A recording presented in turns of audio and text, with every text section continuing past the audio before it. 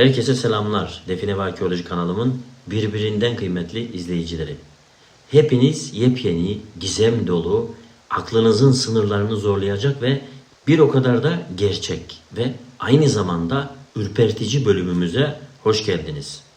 Ekran başındaki yerinizi alın, ışıkları şöyle biraz kısın, dış dünya ile olan tüm bağlantılarınızı kesin ve pür dikkat bana odaklanın arkadaşlar. Çünkü bugün sadece toprağın altındaki altınları, gümüşleri, yakutları veya paha biçilemez tarihi eserleri değil, o muazzam hazineleri, yüzyıllardır koruyan görünmez güçleri, karanlık sırları, binlerce yıllık kadim ritüelleri ve o korkutucu manevi kilitleri konuşacağız arkadaşlar. Bugüne kadar Define ve Arkeoloji YouTube kanalımızda sizlere hep o en son teknoloji dedektörlerden, yeraltı radarlarından, harita okuma tekniklerinden, tarihi belgelerden ve arkeolojik kazı yöntemlerinden ve diğer birçok konudan bahsettim. Ancak bugün bilimin, teknolojinin ve kazmanın çaresiz kaldığı, mantığın sınırlarının aşıldığı, korkunun iliklere kadar böyle hissedildiği o karanlık ve gizemli çizgiye adım atıyoruz. Definecilik dünyasının en çok fısıldanan, böyle ateş başlarında korkuyla anlatılan, en az yüksek sesle konuşulan konusunu, yani sahada define ararken o bölgenin tılsımlı olduğunu nasıl anlarız? O korkunç tılsımı nasıl çözeriz? Hangi yöntemleri ve teknikleri uygulamamız gerekir? Evet, bu soruları zamanımızın yettiği kadarıyla en ince ayrıntısına kadar masaya yatıracağız arkadaşlar. Hazırsanız aklınızın sınırlarını zorlayacak, tüylerinizi diken diken edecek bu derin yolculuğa başlıyoruz.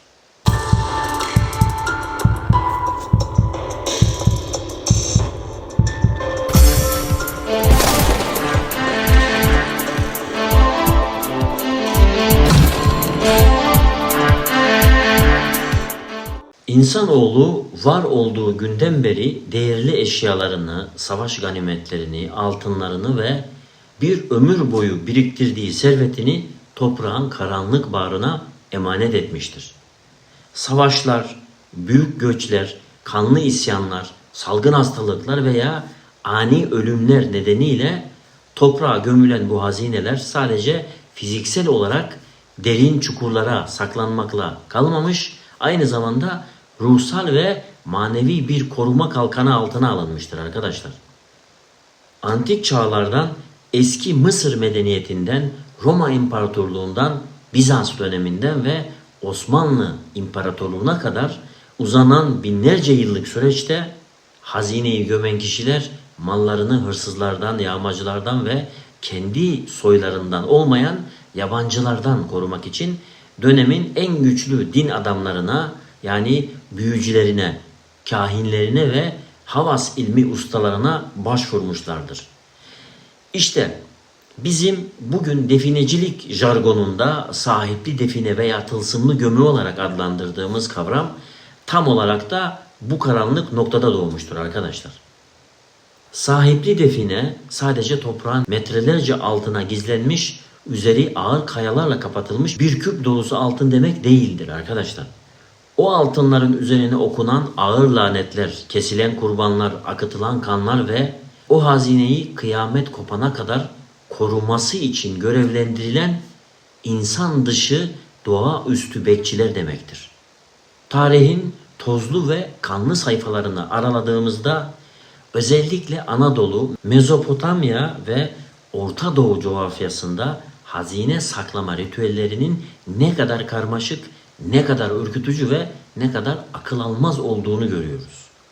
Bizans İmparatorluğu döneminde yaşayan zengin komutanlar veya soylu aileler düşman orduları şehre yaklaşırken servetlerini dağ eteklerine, mağaralara veya ulu, eski, büyük, yaşlı ağaçların diplerine gömerken sadece derin çukurlar kazıp üzerini toprakla örtmekle yetinmişlerdir. Gömü işlemi bizzat gece yarısı yapılmış, özel olarak hazırlanmış tütsüler yakılmış, kadim dillerde tılsımlı sözler söylenmiş ve çoğu zaman hazinenin tam üzerine bir canlının kanı akıtılarak görünmez alemin varlıklarıyla karanlık ve bozulması imkansız gibi görünen bir anlaşma yapılmıştır aralarında. Bu anlaşmanın tek bir değişmez kuralı vardır arkadaşlar. Hazineyi gömen kişi veya onun kanından gelen, onun soyunu taşıyan biri dışında hiç kimse o altına el süremeyecektir. O şekilde yapılmışlardır. Dokunmaya kalkanlar, o bölgeye izinsiz girenler veya altın hırsıyla o toprağı kazanlar ise akıllarını kaybetmekle, amansız hastalıklara yakalanmakla, korkunç bir takım şeyler görmekle veya en kötüsü canlarından olmakla cezalandırılacaktır. Peki biz sahada, dağ başında, ıssız bir vadide veya eski bir yerleşim yerinde define ararken o bölgenin tılsımlı olduğunu, yani görünmez bekçiler tarafından korunduğunu nasıl anlarız? İşte bu soru hayatta kalmak ve aklınızı korumak için bilmeniz gereken en hayati sorudur. Tılsımlı bir bölgeye adım attığınızda doğa size ve bedeninize çok net, çok kesin uyarılar vermeye başlar arkadaşlar. İlk olarak teknolojik cihazlarınız iflas eder. %100 full böyle şarjı dolu olan dedektörlerinizin pilleri saniyeler içinde biter. Bir de bakmışsınız ki pil bitmiş. Ekranlar kararır. Yeraltı radarları anlamsız ve tutarsız sinyaller vermeye başlar. Pusulaların ibreleri çılgınca böyle çıldırmış gibi kendi etrafında döner. Bunlar işin sadece tabii fiziksel ve teknolojik bazı boyutudur. Bazılarıdır. Daha tabii var. Ama asıl dehşet verici olan bedensel ve ruhsal olarak hissettiklerinizdir. Tılsımlı bir alanın sınırından içeri girdiğiniz anda havanın mesela aniden buz gibi soğuduğunu hissedersiniz. Yazın en sıcak gününde güneş tam tepedeyken bile ensenizden aşağıya dondurucu bir ter boşanır. Rüzgar aniden kesilir. Kuş sesleri, böcek sesleri, doğanın o alışılmış uğultusu bir anda bıçak gibi kesilir arkadaşlar. Ve etrafı sağır edici, ürkütücü bir sessizlik kaplar. Kazıya başladığınızda ise olaylar çok daha korkunç bir hal alır. Mesela toprağa vurduğunuz her kazma darbesinde toprağın altından sanki böyle boğuk inlemeler, fısıltılar veya ağlama sesleri duyabilirsiniz. Burnunuza aniden çok böyle ağır bir çürük yumurta gibi, kükürt gibi böyle yanık et kokusu gibi kokular gelir. Etrafınızda hiçbir ateş kaynağı olmamasına rağmen yoğun bir duman tabakası belirir mesela. En sık rastlanan belirtilerden biri de hayvan silüetleridir arkadaşlar. Kazı alanının hemen yanında gözleri ateş gibi parlayan devasa siyah köpekler mesela. Normalden çok daha büyük ve zehirli yılanlar mesela. Akrepler veya baykuşlar belirebilir. Kurbağalar belirebilir. Bu hayvanlar size saldırmazlar. Sadece olduğunuz yere çakılıp kalmanızı sağlayacak kadar korkunç bir şekilde, yani sizi korkutacak, ürkütecek şekilde size bakarlar. Bazen de kazı yapan kişilerin gözlerine birer illüzyon, birer halüsinasyon perdesi indirilir. Toprağın altındaki altın küpüne ulaştığınızı sanırsınız, ancak elinizi böyle uzattığınızda o küpün içinin yılanlarla, çıyanlarla veya işte sadece değersiz kömür tozuyla dolu olduğunu görürsünüz mesela. Hatta bazı durumlarda kazı yapan arkadaşlarınızın yüzlerinin korkunç yaratıklara dönüştüğünü bile görebilirsiniz. İşte tüm bu belirtiler o hazinenin yalnız olmadığını, üzerinde çok güçlü bir tılsım olduğunu ve görünmez muhafızların size açıkça orayı terk etmeniz için son bir uyarı verdiğini gösteriyor arkadaşlar. Tabii ki sayacağımız bir dünya böyle belirti var ama genel olarak bunlar. Eğer bu uyarıları dikkate almaz ve hırsınıza yenik düşerek kazıya devam ederseniz karşılaşacağınız sonuçlar aklınızın almayacağı kadar felaket dolu olabilir. Bu yüzden tılsımın varlığını anladığınız an o kilidi nasıl açacağınızı bilmiyorsanız arkanıza bile bakmadan arkadaşlar oradan uzaklaşmanız gerekir. Benim size tavsiyem budur. Ancak biz defineciler pes etmeyi sevmeyen, biraz da böyle hırslı insanlarız. Peki bu görünmez duvarı yıkmak, o tılsımı bozmak ve emaneti, o gömüyü topraktan sağ salim çıkarmak için ne yapmalıyız? İşte şimdi asırlar boyunca sır gibi saklanan o kadim yöntemleri anlatayım biraz da. Define yerini tespit ettikten ve o bölgenin tılsımlı olduğundan kesinlikle emin olduktan sonra rastgele toprağı kazmaya devam etmek, pimi çekilmiş bir bombanın üzerine atlamakla, bombayla oynamakla eşdeğerdir arkadaşlar. Tılsımı bozmak sıradan bir insanın yapabileceği bir iş değildir. Derin bir manevi bilgi, sarsılmaz bir inanç, çelik gibi bir irade ve kadim havas ilmine tam bir hakimiyet gerektirir bu işler. Tılsım bozma işlemi aslında görünmez alemin varlıklarıyla yapılan bir güç savaşı, bir irade çarpışmasıdır. Bu savaşı kazanmak için her zaman dediğim gibi öncelikle tılsımın çeşidini doğru teşhis etmemiz gerekir. Yani hastalığın ne olduğunu bilmemiz gerekir. Çünkü her kilidin anahtarı, her hastalığın ilacı farklıdır. Ve yanlış anahtar, yanlış ilaç kilidi sonsuza dek bozabilir. Sizi sonsuza dek bu hayattan koparabilir arkadaşlar. Tarihsel kayıtlara ve nesilden nesile aktarılan kadim bilgilere göre sahada en çok karşılaşılan 4 tane ana tılsım çeşidi vardır. Bunlar arkadaşlar yılan tılsımı, su tılsımı, ateş tılsımı ve en tehlikelisi olan kan tılsımıdır arkadaşlar. Şimdi yılan tılsımında hazineye yaklaştığınızda etrafınızı binlerce yılan sarar veya toprağın içinden devasa ejderhaya benzeyen bir yılan çıkar. Su tılsımında kazı yaptığınız çukur aniden buz gibi bir suyla dolar ve boğulma tehlikesi geçirirsiniz. Oysa o bölgede hiçbir su kaynağı yoktur. Ateş tılsımında hazinenin bulunduğu yer alevler içinde kalır arkadaşlar. Yani altınların eridiğini veya etrafınızdaki ağaçların yanarak üzerinize devrildiğini görürsünüz. Kan tılsımı ise en karanlık olanıdır. Bu tılsım genellikle bir insan veya hayvan kurban edilerek yapılmıştır ve bozulması için yine bir bedel, bir adak talep eder. Bu tılsımların hepsi aslında doğaüstü varlıkların sizin zihninize oynadığı oyunlar. Yani güçlü illüzyonlardır. Gerçekte orada ne yılan vardır aslında ne de su, ne de ateş. Ancak beyniniz bunu o kadar gerçekçi algılar ki korkudan kalp krizi geçirebilir veya aklınızı yitirebilirsiniz arkadaşlar. Peki bu tılsımları nasıl bozacağız?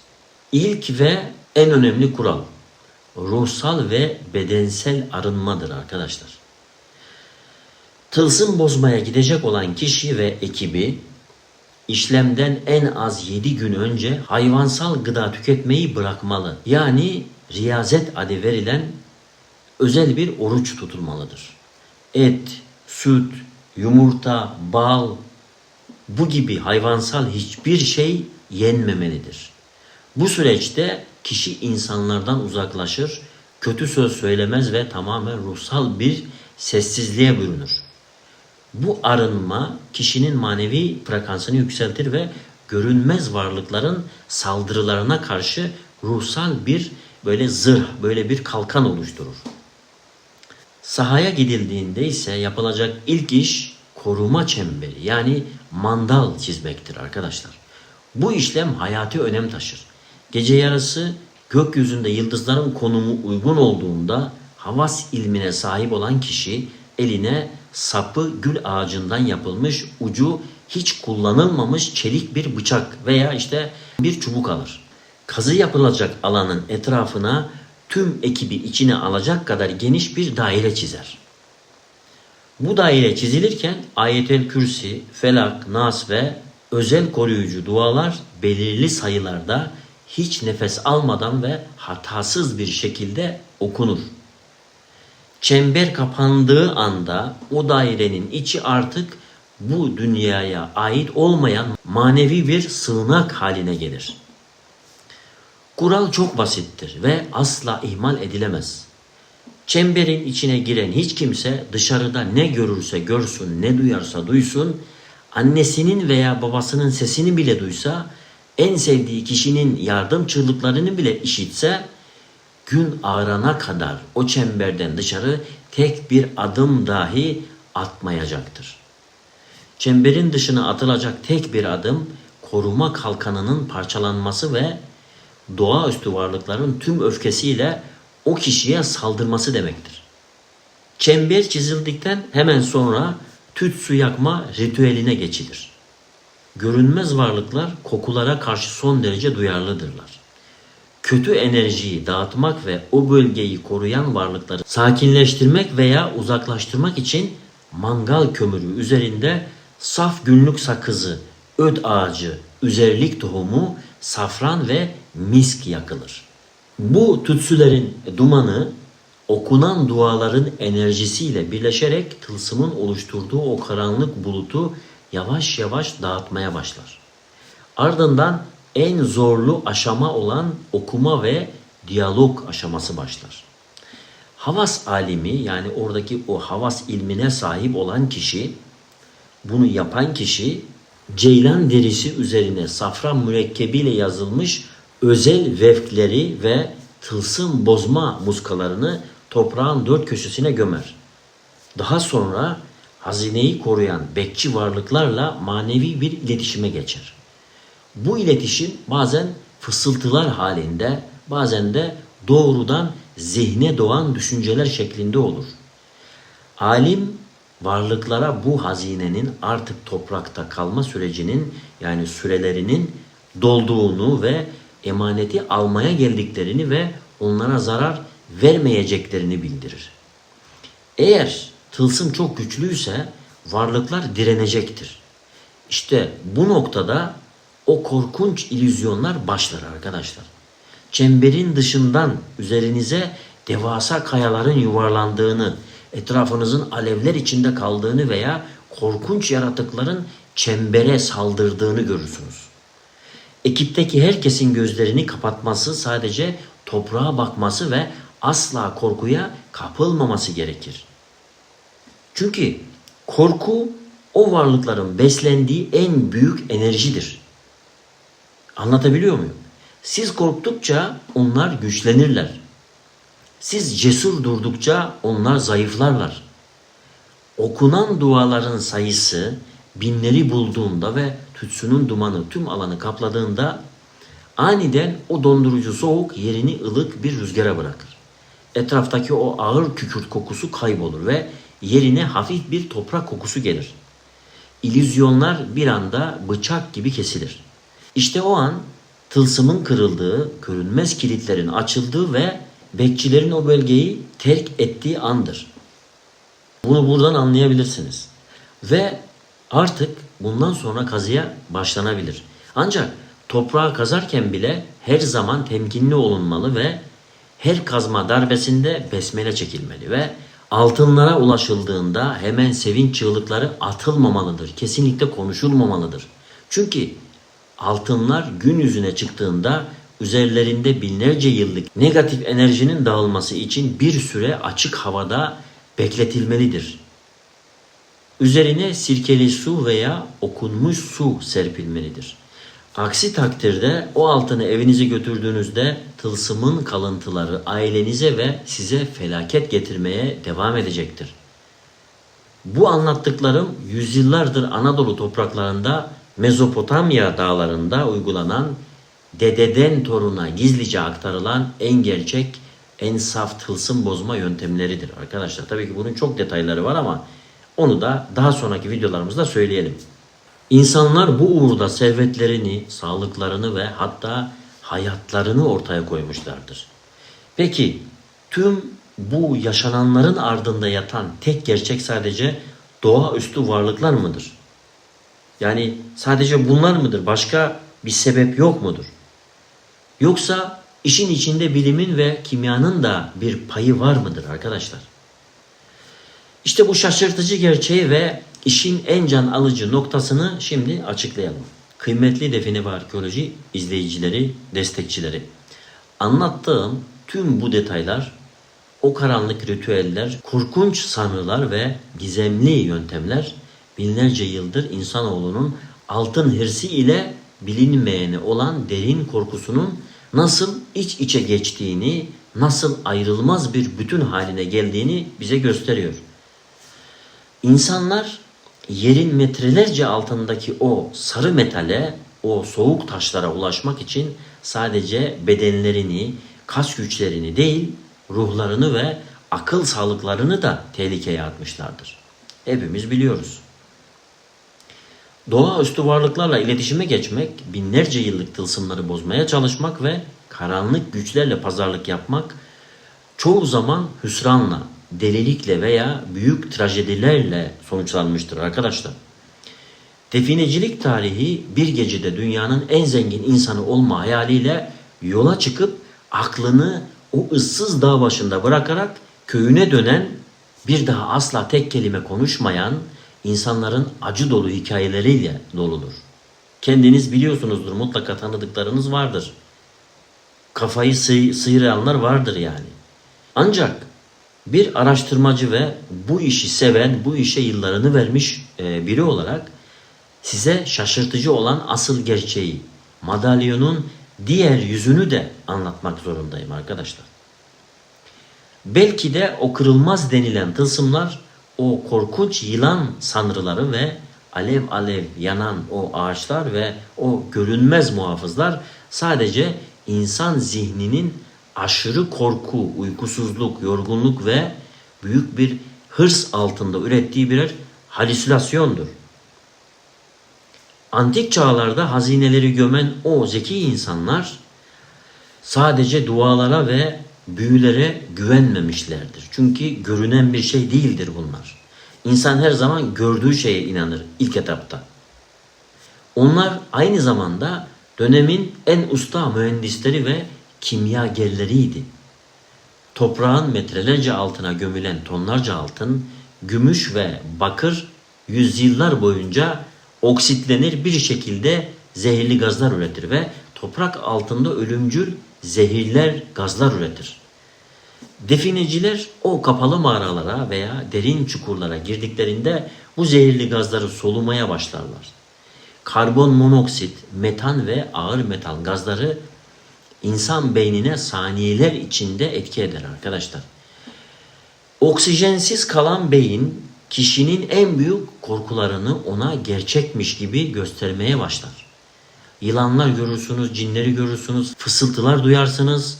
Aslında sizi zehirleyen şey bir tılsım değil, binlerce yıllık kimyasal bir tuzak olmuş olur. Şöyle bir şey, sokakta madde kullananları görürsünüz. Çeşit çeşit maddeler kullanırlar ve sokağın ortasında anlamsız hareketler yaparlar, konuşurlar, gülerler, ağlarlar. Sanki bir şey yaşıyorlar, sanki bir yerdeler. Çünkü beyinleri az önce anlattığım gibi o şekilde bir gerçeklik veriyor onlara. Bize komik gelebilir. Belki üzülürüz, belki üzülerek bakarız. Yine de sonuçta komik gelebilir belki onların o halleri, ama onlar gerçek, farklı bir dünyada olmuş oluyorlar o anda.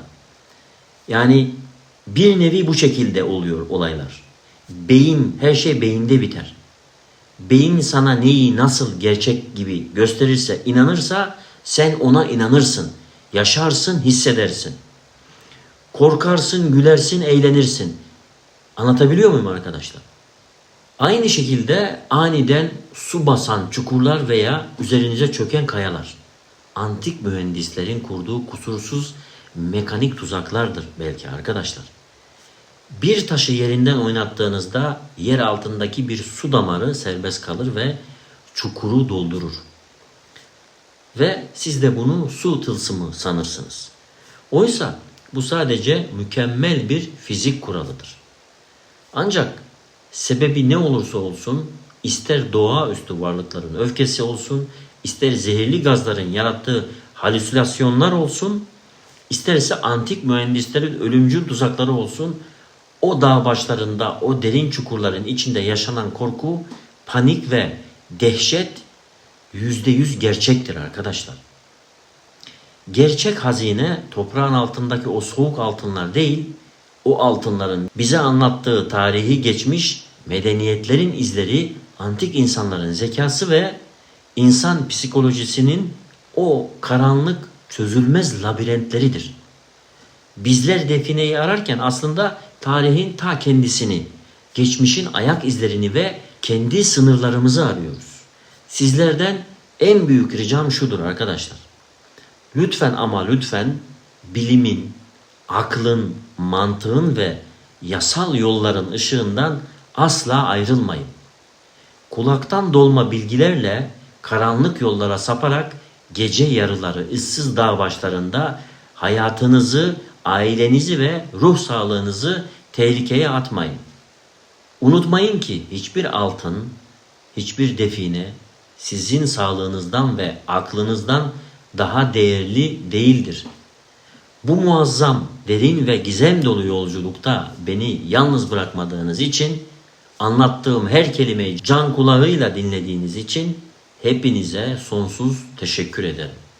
Eğer bu videoyu birazcık beğendiyseniz ve bu tarz derinlemesine gizemli tarihi araştırmaların devamının gelmesini de istiyorsanız hemen şimdi aşağıdan kanalıma abone olmayı, videoyu beğenmeyi ve o değerli ufuk açıcı yorumlarınızı benimle yorumlar kısmından paylaşmayı unutmayın arkadaşlar. Bildirim ziline dokunarak bildirimleri açın ki videolarımızdan anında haberdar olun. Bir sonraki gizemli maceramızda yepyeni bir sırrı çözerken ilk sizin haberiniz olsun arkadaşlar. Bir sonraki bölümde yepyeni bir gizemi aydınlatmak üzere görüşmek dileğiyle. Hoşça kalın, güvende kalın. Tarihin izinden ve Define ve Arkeoloji kanalımızdan asla ayrılmayın. Hoşça kalın.